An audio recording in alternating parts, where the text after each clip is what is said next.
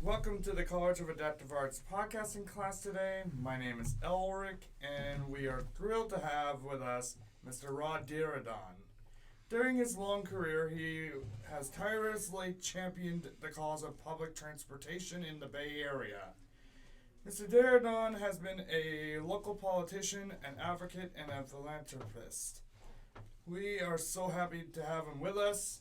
Hello there, Rod. Welcome to the podcast. How are you today? I'm doing just fine, Elric, and thank you for having me here. You have accomplished so much for the Bay Area, for its residents during your long career, including being a local politician and advocate for important causes. Where did you develop this desire to be a community servant, to give and improve the community in which you live? Elric, I really got that from my mother.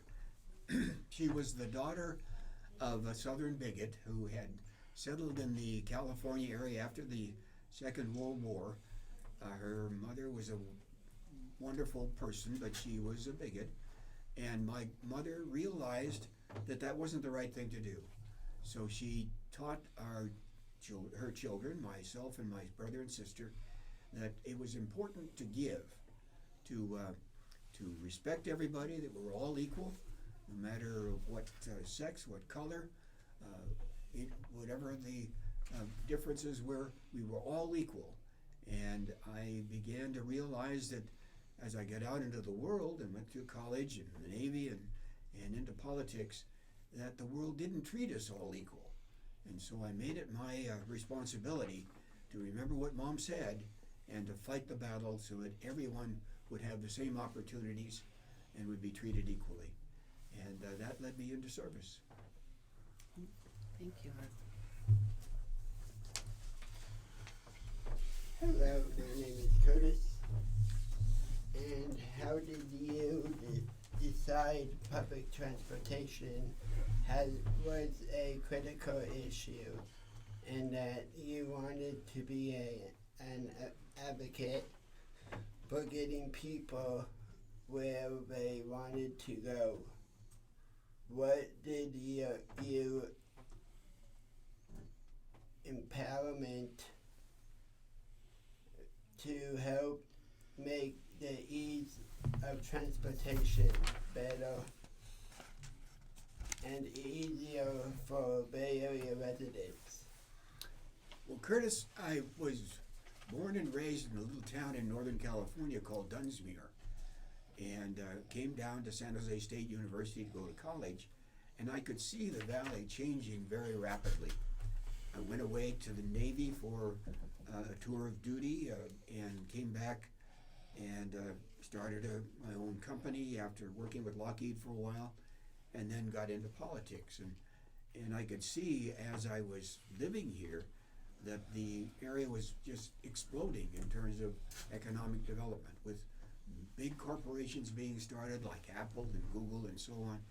And I knew that we couldn't survive in this area unless we had a much different transportation system than we had when I had started. The cars were fine, but cars had become so prolific that you couldn't get any more cars on the road. And they were causing terrible, terrible pollution.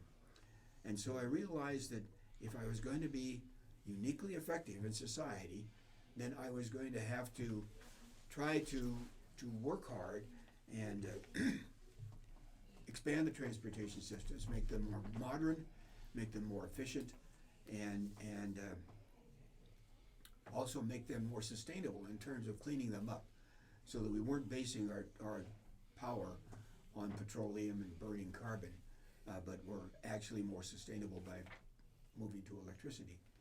So I worked hard on creating the electrically powered light rail system and acquiring and setting up what is now becoming the electrically powered Caltrain system, and chairing the state's high-speed rail authority board and setting up that system that will come here in about 10 years from San Francisco down through San Jose, Gilroy, down the Central Valley to LA. And that will be electrically powered. And so it kind of evolved taking more and more positions that would lead to a solution that would be sustainable, both in terms of getting people to work in Silicon Valley, but also in terms of keeping our air clean in the valley and around the state and in the world. Wonderful, thank you.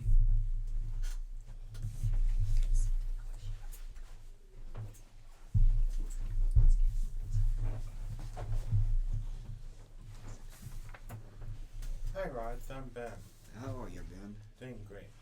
You have owned local radio stations, been a board member, served our communities, and supported many important causes. Could you please share with our audience a bit more about the diverse work you have done over the years? Ben, I've been really fortunate to have leadership opportunities. And every time I was trusted with a leadership opportunity, I worked very hard to do a good job.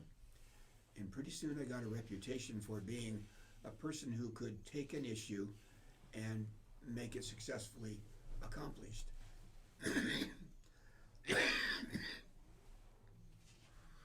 That means that I was invited then by the Boy Scouts and the YMCA and the USO and the Crippled Children's Society and now VIA and many other organizations to step into their boards, reorganize their boards, and to help them maybe through a difficult time to become successful again.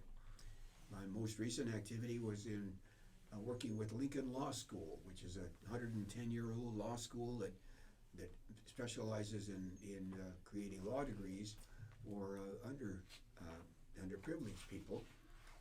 And it was a great honor to be able to guide that back from the point of bankruptcy to now being fully sustainable again and working very effectively.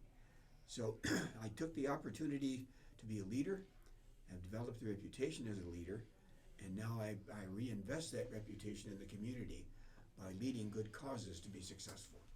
Excellent. Yeah.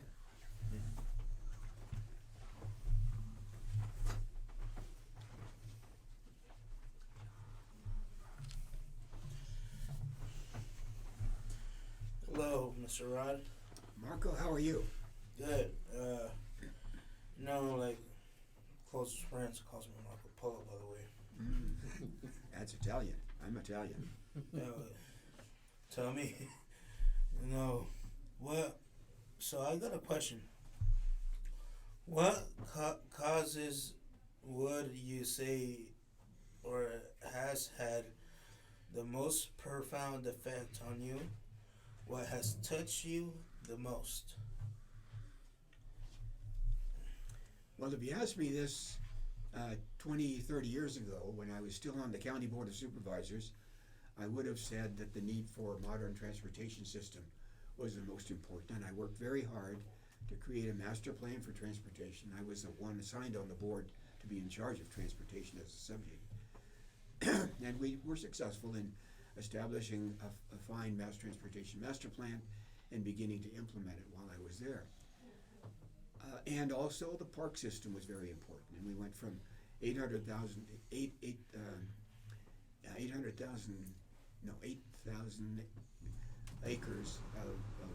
of 800 acres. Let's begin that again. Okay. We went from 800 acres to 43,000 acres during the 20 years I was on the county board. And I was very proud of that. But if you ask me now what's most important, I would tell you that those two, parks and transportation, are ingredients of the solution to the real issue of our time, which is climate change. If we don't fix the climate change issue, then we're not going to have a world for you and the children coming up, because it's going to become so insufferably hot. We're not going to be able to grow food, and we're not going to be able to sustain ourselves. And so I'm now devoting my whole time to fighting climate change, and have established within Rotary a Rotary Climate Action Committee, which will be devoted to stopping climate change in the world.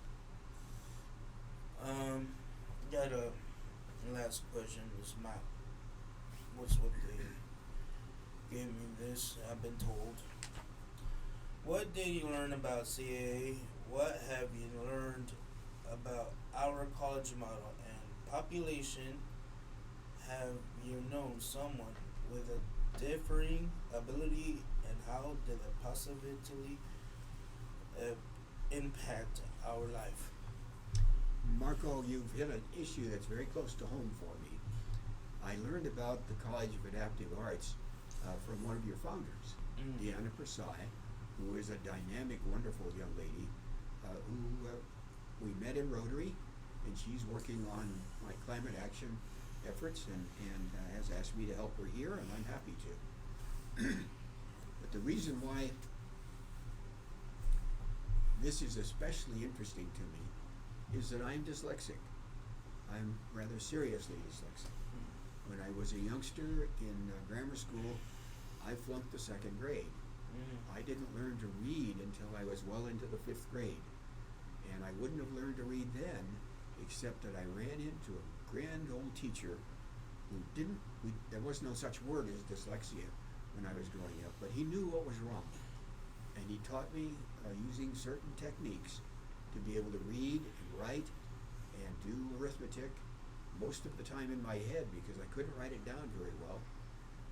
But dyslexics, as with most people with the challenges, have compensating skills. So maybe they'll have a difficulty in one area, but they'll be very, very good at doing things in another area.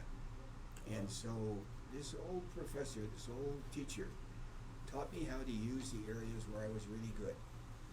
And not only was I able to compensate, I still can't read from a script, by the way, but I've been able to compensate to the point that when I took the SAT test to go to college, and I wasn't going to go to college, I was going to become a railroader and run the trains up and down the track. When I took the SAT test to go to college, I came out 99.7 percentile in the state of California. And so all the teachers told my parents that he has to go to college. And so I had to work my way through college as a railroader. But I am challenged. There are certain things I cannot do. And when I try to do it, I always fail. And so I make sure that I figure out ways of accomplishing those objectives using the compensation devices that you're learning now in the College of Adaptive Arts. And if it can work for me, it can work for you. Yes. And I really wish you well, and know that if you apply yourself well here, you're going to be outstandingly successful in your lives. Well, thank you. You know what? Something's running in my mind. Like the word Diridon is. It's like I picked that up on a book before. Mm-hmm. Well, it's been in a lot of books. We're the only family with that name, but we're written about quite a bit in the newspapers and so on because of the train station downtown being named after me. And so you might have seen it as it relates to community planning. Well, thank you. No, thank you for it. Thank you, Marco. Oops, I stepped on my guitar. Sorry. Anyways, after having a wonderful career in serving your community, what is next on your horizon? What words of advice would you share for CAA students about education, setting goals, and going after a dream? Elric, the next part of my life, I'm 80 years old. I'll live a little while longer, although the doc says I have some problems, so I've got to work as hard as I can, as quick as I can, in order to fill the time that I have left properly. But the thing that I'm trying to do now is fight climate change. Climate change is such an existential issue for us that I realize that if my grandbabies, and I've got 7-year-old twins and an 8-year-old and a 10-year-old, if they're going to have a life, then people like me and my generation are going to have to fight climate change to a standstill immediately in order to allow them to have the time to live effectively. And so I'm recruiting people like Deanna Persai and other superstars in the community to work on the Rotary Climate Action Committee and extending the reach of our action effort throughout all the Rotary clubs in the world, the 32,000 Rotary clubs in the world, to try to combat climate change so that we can protect the future for young people like you and people that follow you. Now, my message to you would be to identify a cause like that.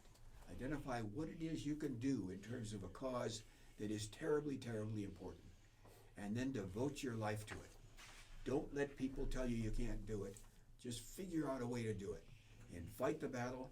And if you're set back from time to time, goodness, I've lost many a battle, but I've come back and fought it again, and I've won a lot more than I've lost. And by golly, climate change is going to be one that we're going to win.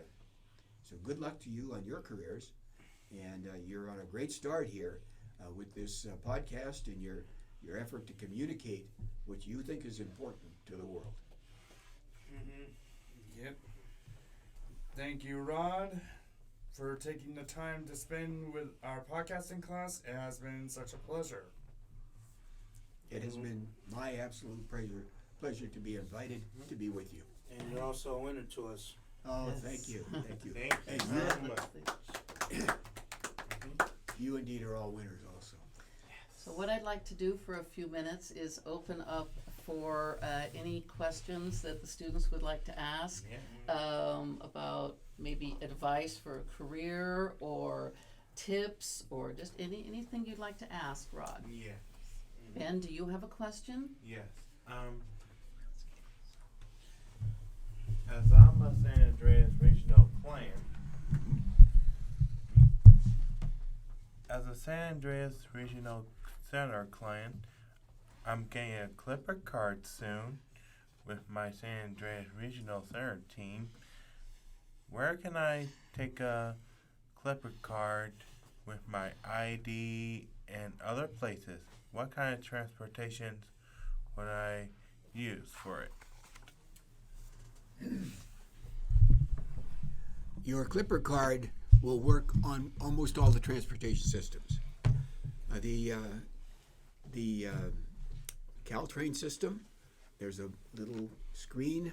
As you get on Caltrain, just put your card on the screen and it will register you in. And then when you get out of the train, there's another little screen. Put your Clipper card by the screen, it'll register you off. And the buses are the same way. They have a little device on the front of the buses, and use your card in and out. Good and question. that helps you to move wherever you want to move, not only in Santa Clara County, but in the Bay Area. Every part of the Bay Area is on a Clipper card now. Yeah. Wonderful question, Ben. Yeah. All right, Marco. And Ben, let me compliment you on using mass transportation. Yeah. Congratulations to you. Thank you. Mr. Marco, do you have a question you'd like to ask Rod? Yes. I'll just stand here. Hello, Rod. My question is that, mainly for me and everyone that gets lost, sometimes on direction. Sure. Sometimes the map of the transportation doesn't help. Like, they're new. Do you got any advice for them? Like, don't be afraid to ask other people, or. Marco, that would be my first recommendation to you. If you get lost, and I used to do it all the time, then go to your bus driver or the ticket person at the Caltrain system, or one of the security persons, and ask them how to get to where you want to be. Yeah. They'll be very happy to help you. They're all trained to answer your questions and to be very happy to answer your questions. So that's their job, and it's their responsibility to get you there and keep you happy. So don't you hesitate to ask those people how to accomplish your objective. Remember that they're all public servants, and they take that trust very, very seriously. And so when you ask them, you give them an opportunity to be And- of service. I'm just wondering because almost the clip card didn't work on every transportation, like San Francisco. Like it's like they're tricking me, or I don't know. Like No, I think there are some transit agencies that aren't in the Clipper card system, but I think San Francisco Muni is.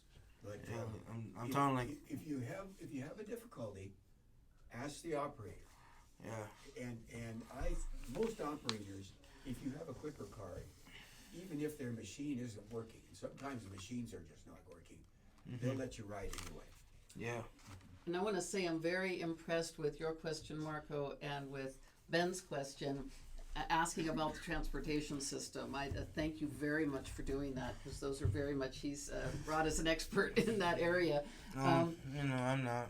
No, we all have you have your expertise, right? So what classes have you been taking here at CAA that you think that you've become more knowledgeable about a certain area? I don't mind asking them that. No, I meant you. I meant what classes have you taken? Marco? I've been taking voiceover. Like probably you'll see people transportation changing their voice like ooh ooh ooh. Well, I get like gathered around when I see like a show in the train, trying to make people smile. Yeah, you do. You have a great sense of humor. You're wonderful. I know you take classes with Miss Katie. You Yes. take the voiceover classes, and I know that she loves and thinks that you're doing an excellent job. I know that Elric is in voiceover classes, and Curtis as well. Curtis, do you have a question for Rod today? Not really? Okay, but we had a wonderful interview, didn't we? Okay, so I would like to end this by thanking Rod very much for being here today and being a part of our class and sharing of himself. It was really wonderful. And let's show Rod how we end our classes. May I say something? before Yes, you do? please do. Please. I am very envious of the tonal quality of your voices. You have very low, modulated voices that record very well and sound good. They give confidence to people Yeah. that hear you through the electronic processes. So congratulations to you. You have great potential for being successful, and I think Sharon will be a good teacher for you as you move on your way to those goals. I'm very, very proud. And okay, Cardinals, let's podcasting Cardinals.